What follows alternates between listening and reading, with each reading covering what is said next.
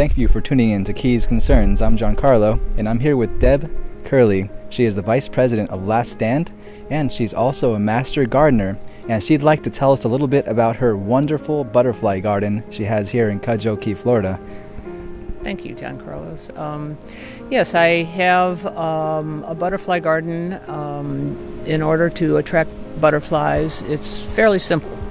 You have to determine what their host plants are. Those are the plants where they lay their eggs, and their eggs hatch into larvae, and the larva eats that plant.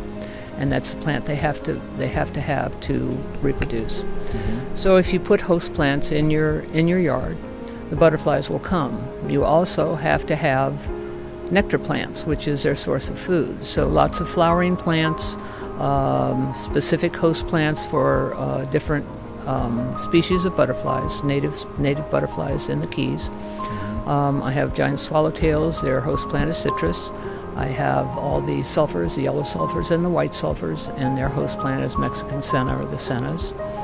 I have fritillaries, and their host plant is passion vine. And there's several others, but they come. You plant it, and they will come.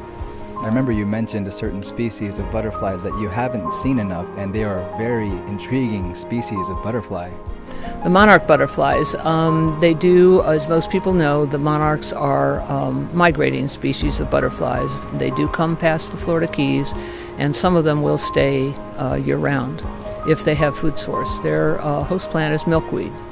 And over the past 5 or 6 years, I've seen my own numbers of monarchs declining, as they are nationwide. There's a problem with monarchs declining.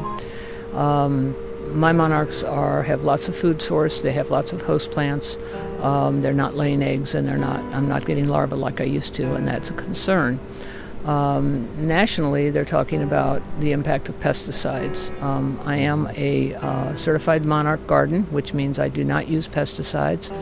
Additionally, one of the harmful things for butterflies are the mosquito spray trucks that come by.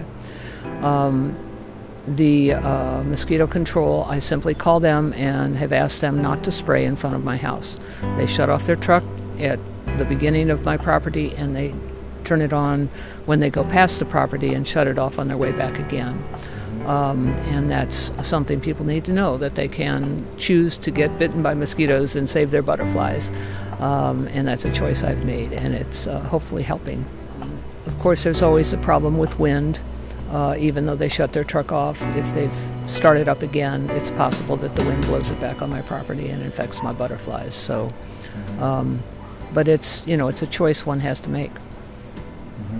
And I guess it was last month, or in the month before that, we actually had a lot of talk around town about certain GMO or mosquitoes being laid out, and I really don't know anything about that at all, but I've seen it all around, and I saw the community come together against this for one cause, but I don't know what it was, unfortunately, but I imagine you might be able to tell people what it was about.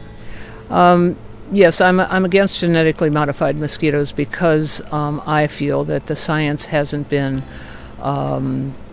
specific enough to the detriment of the wildlife and the environment. They have released GMO mosquitoes in different countries, but to my knowledge there hasn't been any follow-up after or before to see, and how can you judge if there's an effect on unintended consequences on other creatures if you haven't done those studies. And to my knowledge, those studies haven't been done, and that's why I'm opposed to it.